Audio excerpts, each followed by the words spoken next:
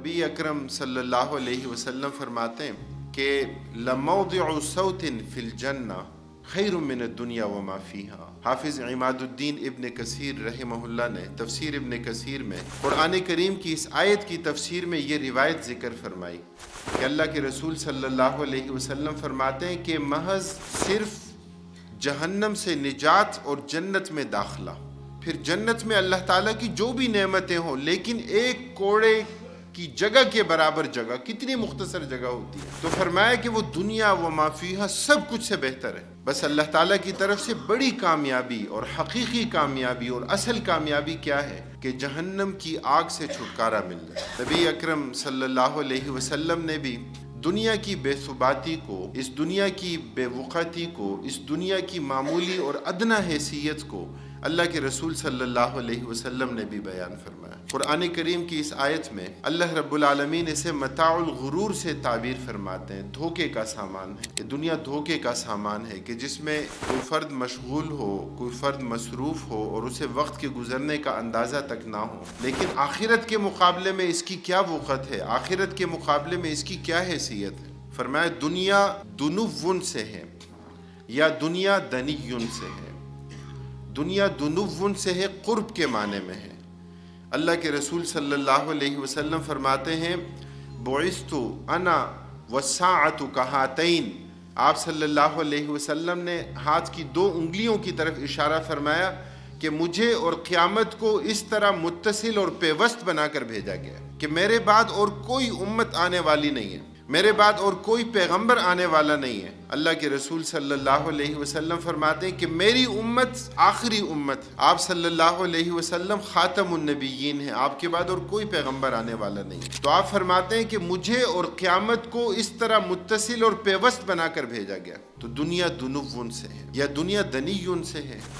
دنی خسیس، ارزاں، بے وقت، بے ثبات، کم حیثیت، معمولی حقیقت کے معنی میں یہ لفظ استعمال ہوتا ہے۔ متاع الغرور ہے، دھوکے کا سامان ہے۔ 4 دن کی زندگی، پتہ نہیں 4 دن کی بھی ہے یا نہیں ہے۔ اللہ رب العالمین نے 4 عالم بنائے۔ پہلا عالم عالم الارواح کا تھا کہ جو ہم سب کی روحوں کا عالمی اجتماع تھا، کہ جس میں اللہ رب العالمین نے ہم سب کی ارواح کو تا قیام قیامت جتنے بھی انسان اس دنیا میں آنے والے ہیں، سب کی روحوں کو اللہ رب العالمین نے چھوٹی سرخ چونٹیوں کی صورت میں مجسم کر کے اللہ تعالیٰ نے حضرت آدم علیہ السلام کے سامنے پھیلا دیا۔ اور قرآن کریم کی آیت میں اللہ رب العالمین اس حقیقت کو بیان فرماتے ہیں کہ وَإِذْ أَخَذَ رَبُّكَ مِن بَنِي آدَمَ مِن ظُهُورِهِمْ ذُرِّيَّتَهُمْ وَأَشْهَدَهُمْ عَلَىٰ أَنفُسِهِمْ أَلَسْتُ بِرَبِّكُمْ قَالُوا بَلَىٰ۔ اللہ تعالیٰ نے اپنی ربوبیت کا اقرار کروایا۔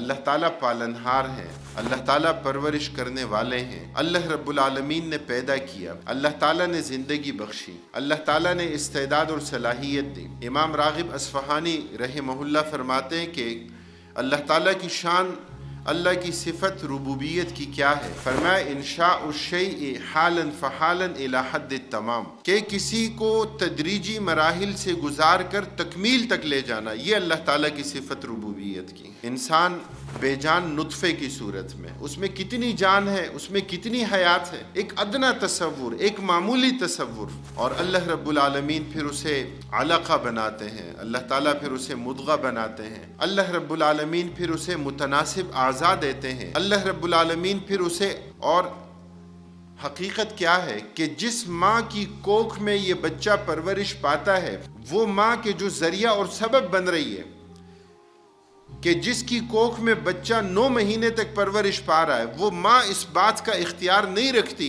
کہ اس بچے کی شکل اور صورت کیسی ہوگی۔ وہ ماں اس بات کا اختیار نہیں رکھتی کہ اس بچے کی استعداد اور صلاحیت کیسے ہوگی، کہ اس کے اعضاء کیسے ہوں گے، اسے اس بات کا اختیار نہیں دیا گیا۔ جو باپ اس بچے کی تخلیق کا ذریعہ اور سبب بنا، اسے اس بات کا اختیار نہیں دیا گیا۔ اور اسی حقیقت کو اللہ تعالیٰ قرآن کریم میں تعبیر فرماتے ہیں افرأیتم ما تمنون اانتم تخلقونہ ام نحن الخالقون، تم تو ذریعہ اور سبب بنے ہو، تم اس کے خالق نہیں ہو۔ خالق کی ذات اللہ رب العالمین کی ذات ہے، اللہ رب العالمین کی ذات کے اللہ تعالیٰ نے اس کی حیات اور موت بھی لکھی، اللہ تعالیٰ نے اس کی استعداد اور صلاحیت بھی لکھی. اللہ تعالیٰ نے اس کی تقدیر میں اس کا شقی ہونا، نیک بخت ہونا یا بدبخت ہونا، اللہ رب العالمین نے وہ ساری حقیقت اس کی لکھی کہ کتنی زندگی جیے گا، کب اس کی موت واقع ہوگی اور اس کا خاتمہ کہاں ہوگا. اختتام تمت بالخیر کی کیفیت ہوگی یا پھر اختتام اس کا ایمان پر نہیں ہوگا. تو یہ کیا ہے؟ یہ اللہ تعالیٰ کی شان ربوبیت کی ہے کہ رحم مادر میں بچہ پرورش پاتا ہے. اللہ تعالیٰ اس کے لیے اللہ تعالیٰ کی صفت ربوبیت کی متوجہ ہوتی ہے اور اس کو جس چیز کی جو ضرورت ہوتی ہے اللہ رب العالمین اسے فراہم فرماتا ہے. اس کے جسم کی تکمیل کیسے ہوگی، اس کے جسم کی نشو و نما کیسے ہوگی، اس کے متناسب اعضاء کیسے بنیں گے، اس کا جسم کیسے صحیح سلامت صورت میں آئے گا، اللہ رب العالمین. اور پھر جب وہ بچہ اس دنیا میں آتا ہے، اس کی آنکھیں رنگوں میں فرق اور تمیز نہیں کرتی، وہ بول نہیں سکتا، وہ کوئی چیز پکڑ نہیں سکتا، وہ چل نہیں سکتا، اللہ رب العالمین اس کی محبت ماں اور باپ کے دل میں ڈال دیتے ہیں. اور وقتاً فوقتاً اللہ رب العالمین تدریجی مراحل کے مطابق اس کی استعداد اور صلاحیت کو بڑھاتے چلے جاتے ہیں. اور پھر جب یہی انسان ایک جیتا جاگتا تنومند اور زندہ طاقتور انسان بنتا ہے، اور جب یہ اللہ تعالیٰ کے ساتھ کسی کو شریک ٹھہراتا ہے، تو حدیث قدسی میں آتا ہے، نبی اکرم صلی اللہ علیہ وسلم نے فرمایا کہ اللہ تعالیٰ فرماتے ہیں کہ شتمنی ابن آدم، کہ ابن آدم مجھے گالی دیتا ہے. کسی اور کو گالی دے کر دیکھیں، پتہ چلے گالی اور اللہ کے لیے گالی. اللہ تعالیٰ فرماتے ہیں میرے لیے نسبت بیوی کی، وَلَمْ تَكُنْ لَهُ صَاحِبَةٌ، اللہ کے لیے کوئی بیوی کا تصور نہیں ہے، اللہ تعالیٰ کے لیے کوئی اولاد کا تصور نہیں ہے. لم یلد ولم یولد، اللہ رب العالمین کی ذات الصمد، بے نیاز، ہر طرح کے احتیاجات سے ماورا، یہ اللہ تعالیٰ کی ذات. تو یہ اللہ تعالیٰ کی شان، اللہ کی صفت ربوبیت کی اللہ تعالیٰ نے اس کا اقرار کروایا کب؟ عالم الارواح میں. الست بربکم. اور ہم سب کی ارواح نے، ہم سب کی روحوں نے، جو اس دنیا میں مسلمان ہیں وہ بھی اور جو اسلام کی دولت سے محروم ہیں وہ بھی، سب کی ارواح نے اقرار کیا کہ بلا آپ ہمارے رب ہیں، آپ ہمارے پالنہار ہیں، اور یہی فطرت کی آواز ہے. آپ صلی اللہ علیہ وسلم نے فرمایا ان هذه القلوب لتصدأ كما يصدأ الحديد اذا اصابه الماء. جس طرح لوہا گیلا ہو زنگ لگتا ہے، اسی طرح بندے مومن کے دل کو بھی زنگ لگتا ہے. صحابہ نے پوچھا یا رسول اللہ صلی اللہ علیہ وسلم دل کے زنگ کو کیسے دور کریں گے؟ آپ نے فرمایا کثرت ذکر الموت و تلاوت القرآن، اپنی موت کو کثرت سے یاد کرنا اور قرآن کی تلاوت کرنا، یہ دل کے زنگ کو دور کرنے کا علاج اور طریقہ ہے.